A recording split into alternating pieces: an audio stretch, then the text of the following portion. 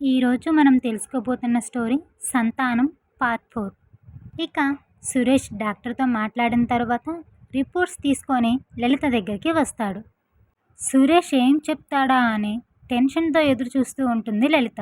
సురేష్ తన మనసులో ఇలా అనుకుంటాడు, పొరపాటున లోపం నాలో ఉందని తెలిస్తే ఇంకేమైనా ఉందా? లలితకే కాదు, ఈ విషయం ఎవరికీ తెలియకూడదు.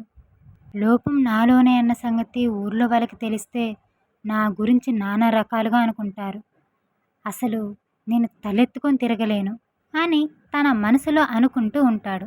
లలిత ధైర్యం చేసి, ఏవండి, డాక్టర్ గారు ఏమన్నారు అని అడిగేసరికి, నేను చెప్పేది విని నువ్వు బాధపడొద్దు లలిత అని చెప్పి, లోపం నీలోనే ఉందంట, నాలో ఏ ప్రాబ్లం లేదంట, అందుకే మనకింకా పిల్లలు పుట్టలేదు. ఆ మాటలు వినగానే పాపం లలిత ఏడుస్తూ ఉంటుంది.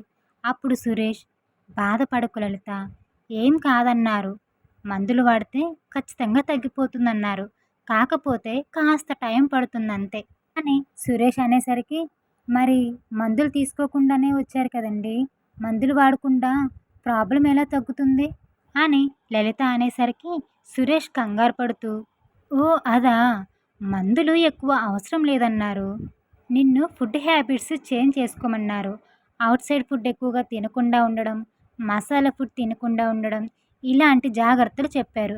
నెలకొకసారి వచ్చి చెకప్ చేసుకుంటే చాలని చెప్పారు. కానీ కొన్ని రోజులు పడుతుంది, మనం సహనంగా ఎదురు చూడాలి లలిత, నువ్వేం బాధపడకు అని అంటాడు. సరేనండి అని చెప్పి ఇక ఇద్దరూ కలిసి అక్కడి నుంచి ఇంటికి బయలుదేరతారు. ఇక వాళ్ళ కోసం అత్తగారు హాల్లో కూర్చొని ఎదురు చూస్తూ ఉంటుంది. వాళ్ళు రాగానే సుజాత ఇలా అడుగుతుంది, ఏమిట్రా అబ్బాయి, డాక్టర్ గారు ఏం చెప్పారు అని అడిగేసరికి సురేష్ ఇలా అంటాడు, ప్రాబ్లం లలితలోనే ఉందంటమ్మా, అందుకే మాకింకా పిల్లలు పుట్టలేదు అని చెప్పేసరికి సుజాత తనలో తాను సంతోషపడుతుంది.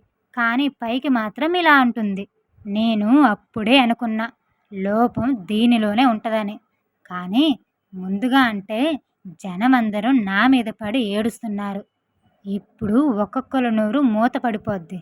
మందులు వాడితే నీ లోపం తగ్గిపోతుందా, లేకపోతే నువ్వు అసలే పిల్లలు పుట్టకుండా ఉంటావా అని అడిగేసరికి పాపం లలిత ఆ మాటలకి బాధపడుతూ ఉంటుంది. మందులు వాడితే తగ్గిపోతుందంటమ్మా, కానీ కాస్త టైం పడుతుందంట, సరే నాకు ఆఫీస్కి లేట్ అవుతుంది, నేను వెళ్తాను అని పాపం లలితని వాళ్ళు తిడుతూ ఉన్నా తనకేం పట్టనట్టు సురేష్ అక్కడి నుంచి వెళ్ళిపోతాడు.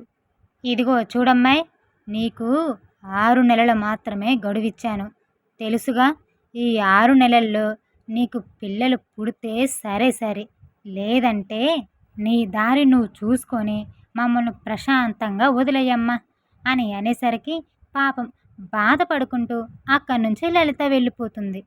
ఇద్దరూ అక్కడి నుంచి వెళ్ళిపోయిన తరువాత చంద్రయ్య సుజాతతోటి ఇలా అంటాడు, సుజాత, ఎందుకే పాపం ఆ అమ్మాయిని ఇలా ఇబ్బంది పెడుతున్నావు, అసలే తల్లిదండ్రులు లేని పిల్ల, చిన్నప్పటి నుంచి వాళ్ళ అమ్మమ్మ తాతయ్య దగ్గర సున్నితంగా పెరిగిన పిల్ల, ఆ అమ్మాయిని కూతురులాగా చూసుకునే బాధ్యత మనది, నువ్వెన్ని మాటలు అంటున్నా ఆ అమ్మాయి ఒక్క మాటైనా తిరిగి నిన్నంటుందా? అయినా నువ్వు కోరినంత కట్నం ఇచ్చారుగా, ఆ పిల్లని ఇష్టపడే కదా నువ్వు చేసుకుంది, ఇప్పుడెందుకు ఆ అమ్మాయిని ఇన్ని తిప్పలు పెడుతున్నావు అని చంద్రయ్య అడిగేసరికి సుజాత కోపంగా ఇలా అంటుంది, నీకేం తెలీదు, నువ్వు ఊరుకోవయ్యా, దాన్ని ఏరుకోరి చేసుకున్నందుకే నేను ఇప్పుడు బాధపడుతున్నాను, ఆ దరిద్రం నా ఇంటిని వదిలి ఎప్పుడు వెళ్తుందా అని నేను ఎదురు చూస్తుంటే కూతురులాగా చూసుకోవాలి, కోడల్లాగా చూసుకోవాలి అని నీతులు చెప్తున్నావు, నేను ఏం చేసినా మన కుటుంబం మంచికే చేస్తాను, మీరేం మాట్లాడకుండా చూస్తూ ఉండండి చాలు అని చెప్పి కోపంగా అక్కడి నుంచి వెళ్ళిపోతుంది. ఇలా 5 నెలలు గడిచిపోతాయి. ఇలా ఇంకా పిల్లలు పుట్టలేదన్న వంకతోటి ఎలాగైనా లలితని ఇంట్లో నుంచి పంపించేయాలి అని చీటికి మాటికి కారణం ఉన్నా లేకపోయినా లలితని తిడుతూ ఉంటుంది ఆమె అత్తగారు. పాపం వాళ్ళ అత్తగారు ఎన్ని తిట్టినా ఎవరికీ చెప్పుకోలేక తనలో తాను కుమిలిపోతూ ఉంటుంది లలిత. ఒకరోజు లలిత ఇలా ఆలోచిస్తూ ఉంటుంది, నేను ప్రతి నెల హాస్పిటల్కి వెళ్తున్నాను, చెకప్ చేసుకుంటున్నాను. కనీసం డాక్టర్ నాకు ఒక మెడిసిన్, ఒక ఇంజెక్షన్ కూడా ఇవ్వట్లేదు. నాకున్న ప్రాబ్లం ఎలా తగ్గిపోతుంది? ఇటు చూస్తేనేమో మా అత్తగారు ప్రతిరోజు నన్ను టార్చర్ చేస్తూ ఉన్నారు. సురేష్ అన్నీ చూస్తున్నాడే కానీ కనీసం నన్ను ఓదార్చే ప్రయత్నం కూడా చేయట్లేదు. ఏం పట్టనట్టు ఉంటున్నాడు. అసలు నేనంటే తనకి ఇష్టమేనా? పెళ్ళైన కొత్తలో నన్ను బాగా చూసుకునే అత్తయ్య గారు ఇప్పుడు సడన్గా ఇలా ఎందుకు మారిపోయారో అర్థం కావట్లేదు. నేను ఇక్కడ ఇన్ని ఇబ్బందులు పడుతున్నానని తెలిస్తే అమ్మమ్మ తాతయ్య ప్రశాంతంగా ఉండగలరా? దేవుడా, నువ్వే ఒక పరిష్కారం చూపించాలి తండ్రి అని ఆలోచించుకుంటూ ఉంటుంది లలిత. ఇది ఇలా జరుగుతూ ఉండగా ఒకరోజు లలిత ఆడపడుచైన మౌనిక ఇంటికి వస్తుంది. లలిత అత్తగారింట్లో ఎన్ని ఇబ్బందులు పడుతుందో, ప్రతిరోజు సుజాత ఎంత టార్చర్ చేస్తుందో అని చంద్రయ్య మౌనికకి ప్రతిరోజు ఫోన్లో చెప్తూనే ఉంటాడు. ఇక మౌనిక రాగానే కుశలు ప్రశ్నలు అయిపోయిన తరువాత, అందరూ భోజనం చేసిన తరువాత ఇలా మాట్లాడుకుంటూ ఉంటారు. మౌనిక సుజాతతో ఇలా అంటుంది. అమ్మా, నువ్వు ఎందుకు వదిన్ని ఇంత ఇబ్బంది పెడుతున్నావు? ఇంకా సంతానం కలగలేదనా?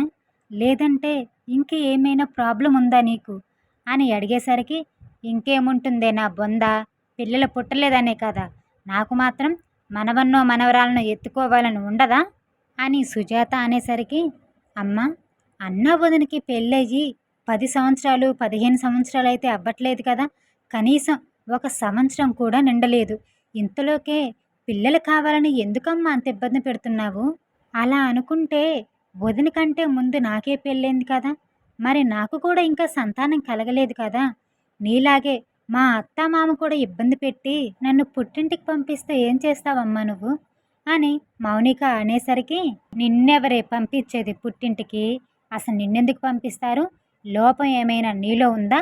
మీరు హాస్పిటల్లో చూపించుకుంటూనే ఉన్నారు కదా, నీలో అంతా బాగానే ఉందని చెప్పారేమో డాక్టరు, కానీ లోపం అంతా ఇక్కడ మీ వదినలో ఉందంట అని సుజాత అంటుంది. అప్పుడు మౌనిక, మందులు వాడితే తగ్గిపోతుందని చెప్పారు కదమ్మా, నీకు ఇంతలోకి అంత తొందర ఏమొచ్చింది? అయినా వదినకి పిల్లలు పుడితే మాత్రం నువ్వేమైనా బాగా చూసుకుంటావా ఏంటి? ఒకవేళ నాకు పిల్లలుంటే నా పిల్లల్నే కదా నువ్వు ఎక్కువగా ప్రేమగా చూసుకునేది అని అనేసరికి, అవునే, నా కూతురు పిల్లల మీద నాకెక్కువగా ప్రేమ ఉంటుంది, దానిలో తప్పేముంది అని అంటుంది. మరి అలాంటప్పుడు వదిననెందుకమ్మా నువ్వు టార్చర్ చేస్తున్నావు పిల్లలు కావాలని? ఏదో ఇంకా పిల్లలు కలగలేదన్న కోపమే కానీ వాళ్ళ మీద ప్రేమేమీ కాదు. ఉండేదేమో కొడుకు దగ్గర, మిమ్మల్ని మంచాన పడితే చూసుకునేదేమో కోడలు. మీకు మాత్రం కూతురంటేనే ప్రేమ, కూతురు పిల్లల మీదనే ప్రేమ. నీలాంటి వాళ్ళు లోకంలో ఇలా ఉండబట్టే కోడళ్ళకి అత్తా మామ మీద నమ్మకం లేకుండా పోతుంది. నీకు తగ్గట్టు నీ కొడుకు. నువ్విన్ని మాటలు అంటున్నా ఏ రోజైనా అన్నయ్య వదినని ఓదార్చాడా? తల్లి తండ్రి లేని పిల్లని ఇలా మీరు టార్చర్ చేస్తే ఆ ఉసిరి మీకు ఊరికే పోదమ్మా. నీ కూతురు అత్తారింట్లో ఎంత సంతోషంగా ఉండాలని కోరుకుంటున్నావో, పరాయింటి నుంచి వచ్చే అమ్మాయిని కూడా మనం అలాగే చూసుకోవాలి. నీకు పట్టిన డబ్బు పిచ్చి ఈ జన్మలో పోదు. డబ్బు ఈరోజు ఉంటుంది, రేపు పోతుంది. వదిన లాంటి కోడలు నీకు దొరుకుతుందా? వదిన స్థానంలో గనక నేనుంటే మీ కథ వేరేలా ఉండేది అని మౌనిక అనేసరికి సుజాత కోపంగా, ఏం వాగుతున్నావే నువ్వు? నువ్వు చిన్నపిల్లవి, నీకేం తెలీదు, ఊరుకో. ఎంతసేపు వాగిన కాడికి చాలే కానీ ఇక వెళ్ళి నీ రూమ్లో రెస్ట్ తీసుకోపో అని అనేసరికి, నేను ఈ ఇంట్లో ఉంటే మీరు చేసే పాపంలో నాకు కూడా వాటా వస్తుంది. మీరు ఎప్పుడైతే వదిన్ని మంచిగా చూసుకుంటారో అప్పుడే నేను పుట్టింట్లో అడుగు పెడతాను. అప్పటి వరకు ఈ ఇంటి మొత్తం కూడా తొక్కను అని చెప్పి మౌనిక అక్కడి నుంచి ఆమె అత్తారింటికి వెళ్ళిపోతుంది. ఇక తరువాత ఏం జరిగిందో వచ్చే భాగంలో చూద్దాం. ఈ స్టోరీ మీకు ఎలా అనిపించిందో కామెంట్లో తెలియచేయండి. నచ్చితే లైక్ చేయండి. ఇంకా ఇలాంటి మరిన్ని మోరల్ స్టోరీస్ కోసం మా ఛానల్ని సబ్స్క్రైబ్ చేయండి. అందరికీ ధన్యవాదాలు.